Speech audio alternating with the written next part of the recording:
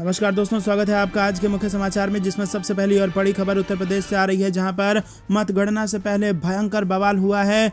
EVM को लेकर यहां पर जबरदस्त बवाल है और बनारस के कमिश्नर ने मान लिया है कि ईवीएम को लेकर गलती हुई है। समाजवादी पार्टी ने ईवीएम के साथ गड़बड़ी की जाने के बाद बवाल किया था। इसी के साथ दूसरी बड़ी खबर में आपको बताएंगे कि शिवपाल यादव बोले कि सपा कार्यकर्ता पूरी तरह है तैयार, मतगणना में किसी तरह की गड़बड़ी नहीं होने देंगे। तीसरी बड़ी खबर में जिक्र होगा कि ओम प्रकाश राजभर ने बनारस के डीएम कमिश्नर को हटाने की मांग, बोले जब तक नहीं हटेंगे हम मतगणना नहीं होने देंगे।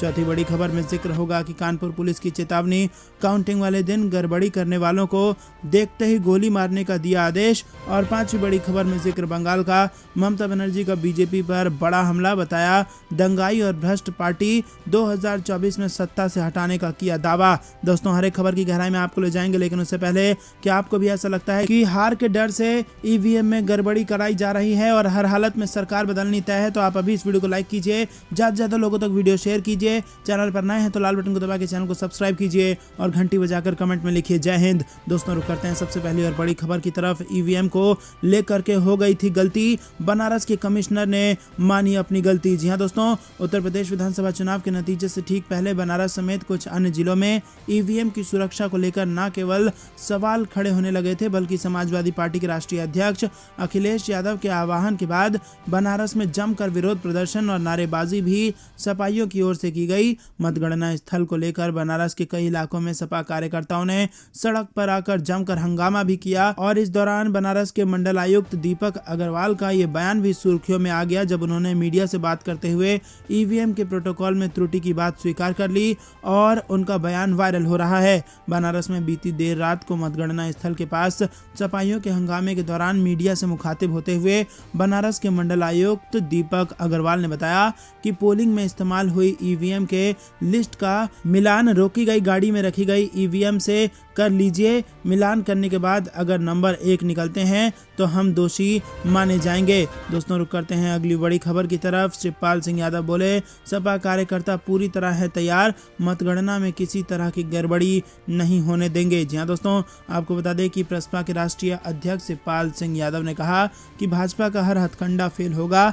सपा गठबंधन के कार्यकर्ता पूरी तरह से तैयार हैं, वो मतगणना में किसी तरह की गड़बड़ी नहीं होने देंगे। शिवपाल यादव ने सोशल मीडिया पर पोस्ट कर कार्यकर्ता को सचेत रहने का आह्वान किया। उन्होंने एग्जिट पोल पर सवाल उठाते हुए कहा कि ये पूरी तरह से आभासी, भ्रामक व अविश्वसनीय है।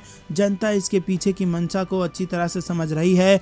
सपा गठबंधन को पूर्ण बहुमत मिलेगा और सरकार भी मतगणना तक सतर्क व सक्रिय रहें। भाजपा जीत के लिए कोई भी हथकंडा अपना सकती है, लेकिन उसके हर हथकंडे को जनता ने भारी समर्थन देकर फेल कर दिया है। प्रदेश में अगली सरकार अखिलेश यादव के नेतृत्व में बन रही है। 10 मार्च को दूध का दूध और पानी का पानी हो जाएगा। वहीं प्रसपा के राष्ट्रीय अध्यक्ष चौधरी रिचपाल सिंह ने कहा कि इमरजेंसी के दौरान भी कई साजिशें हुई थी। सत्ता के नशे में चूर रहने वाली पार्टियां लोकतंत्र को कुचलने का प्रयास करती हैं। दोस्तों, आपकी क्या राय है कमेंट में बताइए। वीडियो लाइक नहीं किया है तो जरूर कीजिए। रुक करते हैं अगली बड़ी खबर की तरफ। ओम प्रकाश राजभर ने बनारस के डीएम और कमिश्नर को हटाने की मांग, बोले जब तक नहीं हटेंगे हम मतगणना नहीं होने देंगे। जहां दोस्तों, उत्तर प्रदेश में 7वें और अंतिम चरण की वोटिंग 7 मार्च को समाप्त हो गई और 10 मार्च को मतगणना होगी। और इस बीच बनारस जिले में ईवीएम को लेकर टक्कर बढ़ती जा रही है। तो वहीं अब समाजवादी पार्टी और उसके सहयोगी दलों ने ईवीएम की हैंडलिंग को लेकर गंभीर आरोप लगाने शुरू कर दिए हैं। इसी क्रम में सुहेलदेव भारतीय समाज पार्टी के राष्ट्रीय अध्यक्ष ओम प्रकाश राजभर ने कहा कि जब तक बनारस के डीएम और कमिश्नर को हटाया नहीं जाएगा तब तक हम मतगणना नहीं होने देंगे। राजभर ने कहा कि ये घटना दर्शा रही है कि भाजपा हताश होकर फर्जी तरीके से गड़बड़ी कर रही है। हमने इसकी शिकायत आयोग को दे दी।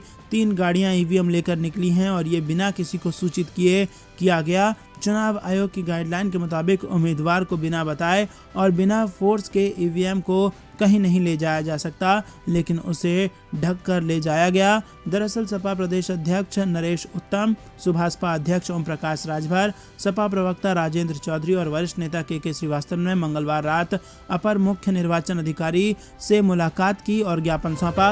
रुक करते हैं अगली बड़ी खबर की तरफ। कानपुर पुलिस की चेतावनी, काउंटिंग वाले दिन गड़बड़ी करने वालों को देखते ही गोली मारने का आदेश। जी हां दोस्तों, उत्तर प्रदेश विधानसभा चुनाव की प्रक्रिया खत्म होने के बाद जहां नतीजों को लेकर जहां उम्मीदवारों के दिल की धड़कनें बढ़ी हुई हैं, वहीं दूसरी तरफ प्रशासन भी मतगणना के लिए पूरी तरह मुस्तैद नजर आ रहा है।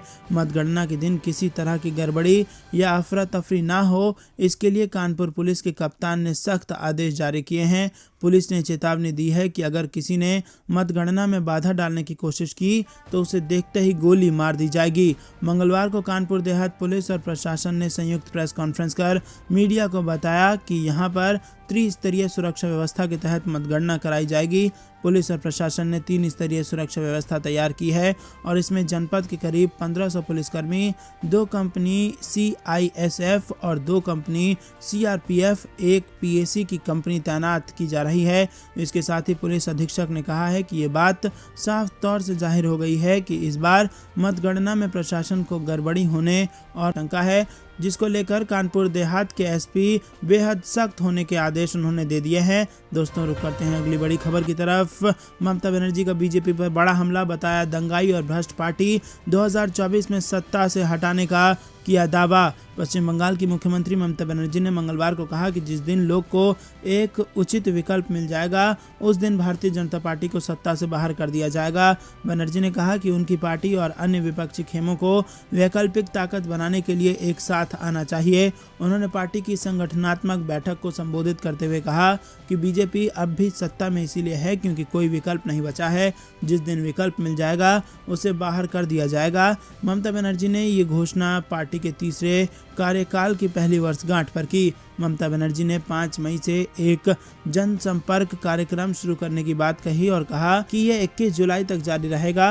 उन्होंने कहा कि बंगाल में राम और बाम ने हाथ मिलाया है, लेकिन ये राज्य दिखाएगा कि 2024 के लोकसभा चुनाव में बीजेपी को कैसे हराया जाए। वहीं ममता बनर्जी ने बीजेपी को दंगाइयों की पार्टी बताते हुए कहा कि सोमवार को विधानसभा में अपने सदस्यों द्वारा किया गया हंगामा अभूतपूर्व था और पिछले महीने पार्टी अध्यक्ष के तौर पर पुनः निर्वाचित बनर्जी ने नई राज्य समिति का गठन किया, जिसमें ज्यादातर उनके वफादार शामिल हैं। दोस्तों, रुक करते हैं अगली बड़ी खबर की तरफ। योगी आदित्यनाथ के हर सभा के बाद भाजपा के वोट में आई गिरावट, 100 से 140 सीटों पर सिमट जाएगी भाजपा। BSP सांसद अफजल अंसारी ने किया इस बात का दावा। जी हां दोस्तों, अफजल अंसारी के अनुसार मुख्यमंत्री योगी आदित्यनाथ के हर चुनावी सभा के बाद बीजेपी के वोटों में गिरावट आई है। BSP की साइलेंट वोटिंग को लेकर अफजल अंसारी ने बताया कि BSP सिर्फ राजनीतिक पार्टी नहीं बल्कि एक मिशन है। कांशीराम ने समता मूलक समाज की परिकल्पना करके इस पार्टी का गठन किया था। उन्होंने कहा कि चुनाव का फैसला जनता के हाथ में है। हालांकि उनकी मंशा तो ये है कि BSP सुप्रीमो मायावती एक बार फिर प्रदेश की मुख्यमंत्री बने, लेकिन जो भी जनादेश होगा उन्हें और सभी अन्य राजनीतिक दलों को स्वीकार करना होगा।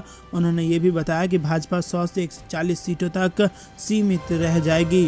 दोस्तों, रुक करते हैं अगली बड़ी खबर की तरफ। जम्मू कश्मीर कांग्रेस ने महंगाई, बेरोजगारी और राज्य के मुद्दे पर सरकार पर साधा निशाना। जी हां दोस्तों, आपको बता दें कि जम्मू कश्मीर कांग्रेस और उसकी महिला शाखा ने मंगलवार को अंतर्राष्ट्रीय महिला दिवस के मौके पर विरोध प्रदर्शन किया और आरोप लगाया कि केंद्र सरकार आवश्यक वस्तुओं की कीमतों में वृद्धि को नियंत्रित करने और महिलाओं की सुरक्षा सुनिश्चित करने में विफल रही है। हालांकि इंदिरा चौक से राजभवन तक पार्टी के विरोध मार्च को पुलिस ने रोक दिया है। अखिल भारतीय कांग्रेस कमेटी जम्मू और कश्मीर मामले की प्रभारी रजनी पाटिल, कांग्रेस प्रवक्ता अलका लांबा और जम्मू कश्मीर कांग्रेस प्रमुख GA मीर उन पदाधिकारियों में शामिल हैं जिन्होंने लड़की हूं लड़ सकती हूं का नारा लगाया था। उत्तर प्रदेश विधानसभा चुनाव के लिए कांग्रेस महासचिव प्रियंका गांधी ने यह नारा दिया था। एक और सर्वे बनवा रही है सपा की सरकार और भाजपा को हो रहा है बड़ा नुकसान। जी दोस्तों, 5 राज्यों में मतदान समाप्त होने के बाद जहां एग्जिट पोल में कुछ चैनलों ने यूपी में योगी के आने का दावा किया है, तो अब कुछ ऐसे भी सर्वे आ रहे हैं जो भाजपा को बड़ा झटका लगता हुआ दिखा रहे हैं। अखिलेश यादव की मुख्यमंत्री बनने की भविष्यवाणी भी कुछ सर्वे कर रहे हैं। देशबंधु के अलावा एक और सर्वे आया है जिसमें यह दावा किया गया है कि इस बार समाजवादी पार्टी को बम्पर जीत मिल रही है, जबकि भाजपा को काफी नुकसान हो रहा है। जहां दोस्तों सोमवार को उत्तर प्रदेश विधानसभा चुनाव के आखिरी और 7वें चरण का मतदान संपन्न होने के साथ ही सभी 5 राज्यों के विधानसभा चुनाव खत्म हो चुके हैं और अब सभी राजनीतिक दलों और दिग्गज राजनेताओं को 10 मार्च का इंतजार है और इस तारीख को मतगणना होगी और सभी की किस्मत का पिटारा खुलेगा। ये भी स्पष्ट हो जाएगा कि किस राज्य में कौन सरकार बना रहा है। हालांकि इससे पहले तमाम चैनलों के एग्जिट पोल सामने आए। कुछ एग्जिट पोल में भाजपा को बम्पर जीत का दावा किया गया तो कुछ में अखिलेश यादव के मुख्यमंत्री बनने का दावा किया गया है। 4 PM और thepolitics.in के सर्वे का अनुमान है कि उत्तर प्रदेश में अखिलेश यादव एक बार फिर मुख्यमंत्री बनने जा रहे हैं और सर्वे में दावा किया गया है कि समाजवादी पार्टी को 250 सीटें मिल सकती है, वहीं भाजपा को 130 सीटों पर ही संतोष करना पड़ सकता है और सर्वे के अनुसार बसपा को 6, कांग्रेस को 1 सीट मिलने का अनुमान है। अन्य के खाते में भी कुछ सीटें